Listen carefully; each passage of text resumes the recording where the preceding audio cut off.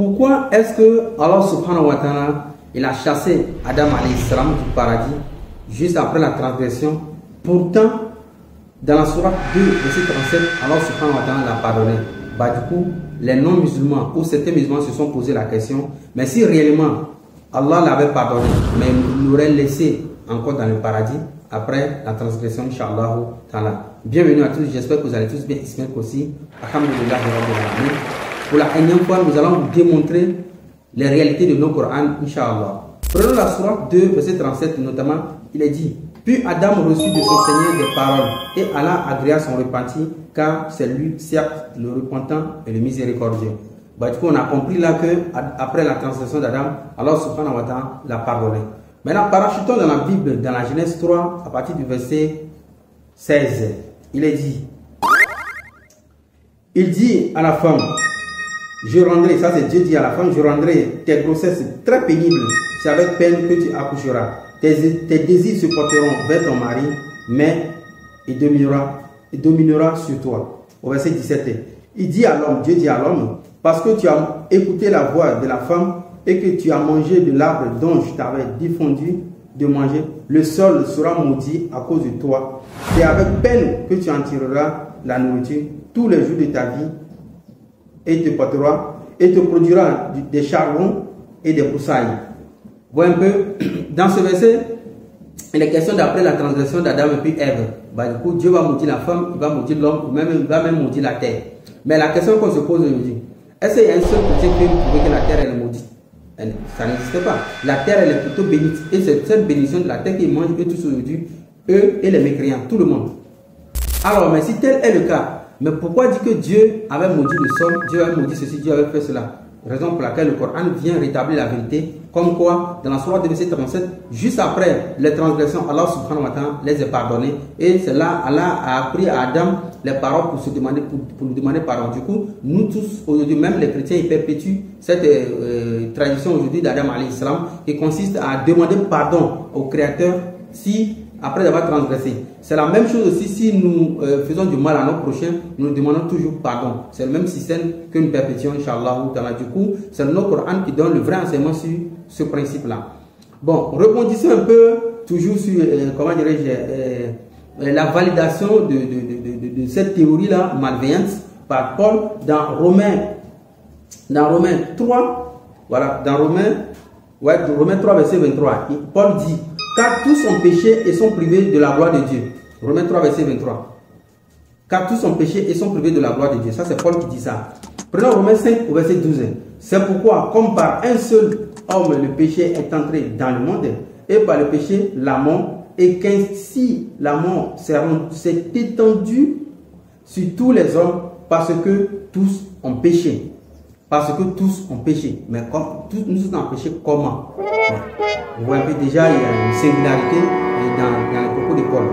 Bah, du coup, nous nous sommes posé la question s'il ne faudrait pas pousser plus cette science-là pour mieux comprendre. Alors, à la question de savoir pourquoi Dieu avait chassé Adam après l'avoir pardonné, la réponse, elle est simple. Prenez la sourate 2 au verset 30. Il est dit, lorsque ton Seigneur confia aux anges, je vais établir sur la terre un vicaire, un khalifa. Il va établir sur la terre un vicaire. Là, alors subhanahu wa ta'ala était en train de dire aux anges qu'il va établir un homme, un vicaire, un khalife, un chef sur la terre. Où les anges se sont opposés. Vous voyez un peu? Les anges se sont opposés. Mais si Dieu avait dit qu'il va établir un vicaire sur la terre, c'est-à-dire un chef sur la terre, mais à ce moment, Adam n'était pas encore sur la terre. Donc, c'est là qu'on comprend que Dieu, dans le destin d'Adam, qui lui a formé, que le monsieur, il va venir sur cette terre. Le monsieur, il va venir sur cette terre. Adam alayhi salam. C'est pour ça qu'il va venir ici. C'est pour ça que les humains vont venir ici. Bah, du coup, c'est dans son destin. Raison pour laquelle, c'est en islam, vous allez trouver ce qu'on appelle les 6 piliers de la foi. À savoir, croire en Dieu, croire aux anges, croire en ses messagers, en ses livres, croire au jugement dernier et croire quoi? En son destin. Vous voyez un peu? Donc, ces 6 piliers de la foi, c'est le destin. C'est le destin. Adam doit croire son destin. Pourquoi le destin est obligatoire? Et il faut y croire. C'est parce que toute personne qui crée quelque chose, la personne crée la chose pour un but. Donc Allah subhanahu wa ta'ala a créé Adam pour qu'il vienne sur la terre. Maintenant, ce que Adam doit faire pour venir ici, là, ça n'engage que lui. Ça n'engage que lui. Bon, du coup, c'est ça, on appelle, comme on dit souvent dans l'adage, la mort est une formalité. Bon, Adam devait faire quelque chose pour pouvoir émigrer ici. Donc, l'immigration d'Adam dans le monde, ça a un but précis et c'était déjà prévu. Mais du coup, si nous poussons plus notre réflexion, on comprend que dans le Coran, Allah subhanahu wa ta'ala nous parle des grâces dans le paradis. Ben, si nous repartons en arrière, Allah subhanahu wa ta'ala, quand il a créé Adam, il l'a mis dans le paradis. Vous voyez un peu, non? Maintenant, l'être humain, il est doté de certaines caractéristiques propres à lui. C'est-à-dire, l'être humain, il est doté de ce qu'on appelle la concurrence. La concurrence, tout le monde a ça. Si tu n'as pas la concurrence, ça veut dire que si tu vois faire quelque chose, tu ne voudras pas le faire. Donc, c'est la concurrence qui fait que quand tu vois quelque chose, tu as envie de faire. C'est une concurrence. Tu as envie de faire encore plus. Et c'est grâce à la concurrence que le monde peut évoluer. Sinon, on se serait resté sur les vieux portables 1 plus 1, je ne me serais pas en train de me filmer aujourd'hui avec un Android. Vous voyez un peu? Donc, c'est comme ça. Donc, c'est la concurrence qui fait évoluer l'homme. L'humanité plutôt. Donc, c'est ça qui fait aussi évoluer l'être humain dans ses pensées. Vous comprenez un peu? Il a envie d'avoir plus. Le fait qu'Allah subhanahu wa ta'ala sait que l'être humain, il est comme ça. Quand il va rester dans le paradis, les grades qui sont dans le paradis, mais l'être humain voudra avoir des étages encore plus, parce que Allah subhanahu wa ta'ala ne parle pas des étages, l'être humain voudra encore avoir plus. Il voit le deuxième étage, il va aller au 7e étage. Vous voyez un peu, non? Mais comment y accéder si vous êtes tous au même niveau? C'est impossible. Donc du coup, c'est ça qui est le but de la migration de l'être humain dans le monde. Maintenant, quand l'être humain sera ici, va venir ici, il va maintenant accomplir ce que Allah subhanahu wa ta'ala a demandé. S'il a fait, du coup, il va retrouver dans ce paradis-là pour avoir une grade beaucoup plus meilleure. Maintenant, ceux qui ne feront pas les volontés d'Allah subhanahu wa ta'ala ici, qui ne vont pas pratiquer ses lois et autres, se soumettre à la prière et autres, eux, ils ne vont pas avoir ces grades là-bas. Du coup, certains vont repartir perdants, comme d'autres vont repartir gagnants. Mais si nous tous on était restés là-bas sans avoir fait quoi que ce soit, ce ne serait plus une récompense. Du coup, la migration dans ce monde-là va maintenant être,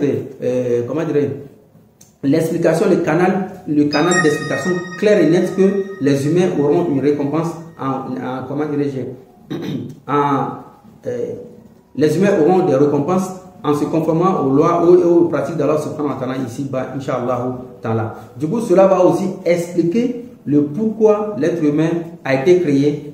Il va venir adorer Allah subhanahu wa ta'ala ici, et passer là-bas, on ne va plus adorer Allah subhanahu wa ta'ala. Bon, à la question de savoir que toutes ces souffrances qui ont été infligées à la femme par le Dieu après sa transgression, les grossesses pénibles, les charges et autres, mais quand Jésus va venir mourir selon les chrétiens pour ces péchés-là, mais est-ce que ces douleurs, ces souffrances, le sol maudit et autres, est-ce que cela va s'arrêter, Inch'Allah? C'est là nous demandons à toutes sortes de chrétiens d'y réfléchir.